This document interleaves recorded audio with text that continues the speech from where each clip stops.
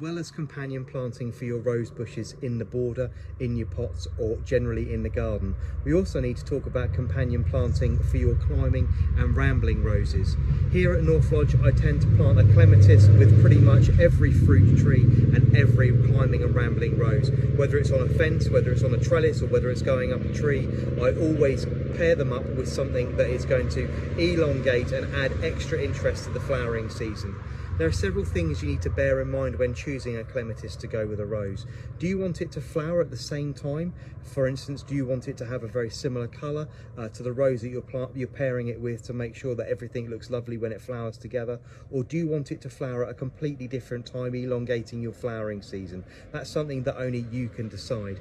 This apple tree, I know this is not a rose, but this apple tree is paired with this beautiful little purple bell-like flower. You need to make sure that you're choosing clematis that generally flower on this year's growth.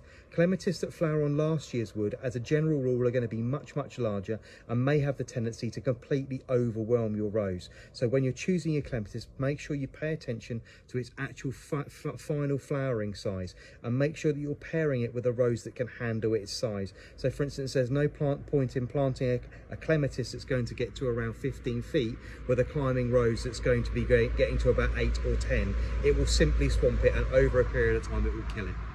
So you do need to pay close attention to that. When you're choosing your clematis, you can do one of two things. You can either get your rose in and get it established, give it maybe a year or maybe a year and a half a head start on the clematis, or plant your clematis alongside it a little on the smaller side. Maybe buy a 9-centimetre plant or something in a 1-litre pot, just to stagger the sizes slightly. Now, if you've already got an existing climbing rose that's already trained and doing its thing, well, get a clematis in there as quickly as you can and get the two bundled up and having fun just as quickly as you can. But if you are planting a bare root rose this season, or one from a pot, I would suggest you just give the rose a slight head start, or maybe plant the clematis a little on the small side. Do remember that clematis like to have their feet in the shade and their heads in the sun. So if you can't do that, it might not be the best thing for you to do. But I do plant clematis everywhere here in the garden, and they add a lovely dimension. So planting them alongside any climbing rose is always a plus point for me.